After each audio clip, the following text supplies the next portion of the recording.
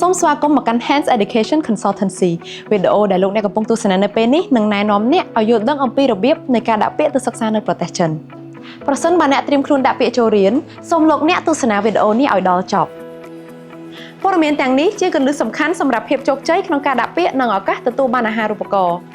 យើងនឹងធ្វើការបកស្រាយពីនីតិវិធីទាំងនេះឲ្យងាយស្រួលយល់បំផុត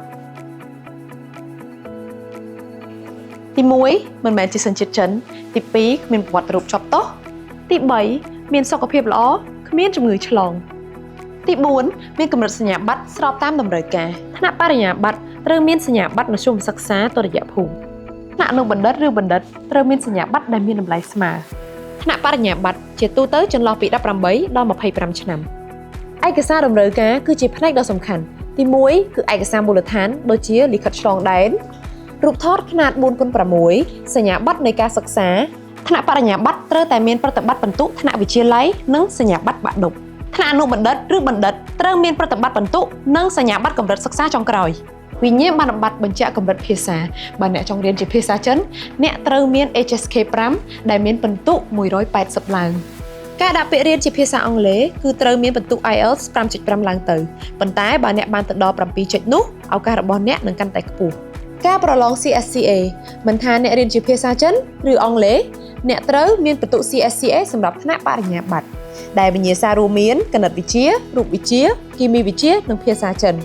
ពិន្ទុកាន់តែខ្ពស់ឱកាសក្នុងការចូលរៀនសាលាល្បីៗនិងទទួលបានអាហារូបករណ៍ក៏កាន់តែច្រើនឯកសារចាំបាច់បន្ថែមទៀតមានដូចជាលិខិតកោតទោសឯកសារឆែកសុខភាពគម្រោងការសិក្សាប្រវត្តិរូបសង្ខេបនិងលិខិតណែនាំចេញពីសាលាករណីសិស្សដែលមិនទាន់គ្រប់អាយុ18ឆ្នាំត្រូវមានលិខិតធានាពីជនជាតិចិន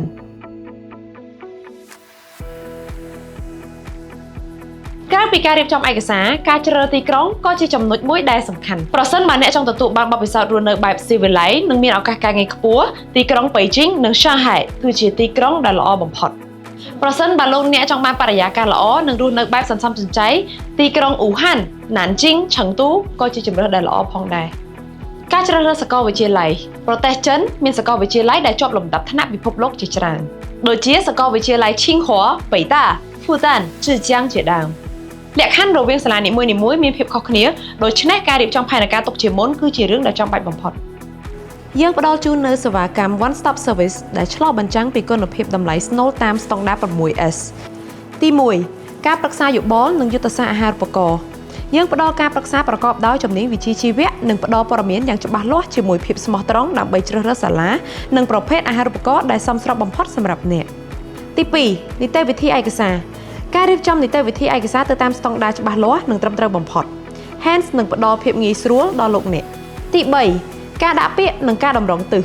យើងផ្ដល់ការគាំទ្រអាហារូបករណ៍ដើម្បីជួយឲ្យអ្នកទទួលបានឱកាសជោគជ័យខ្ពស់ក្នុងការដាក់ពាក្យនិងការប្រឡង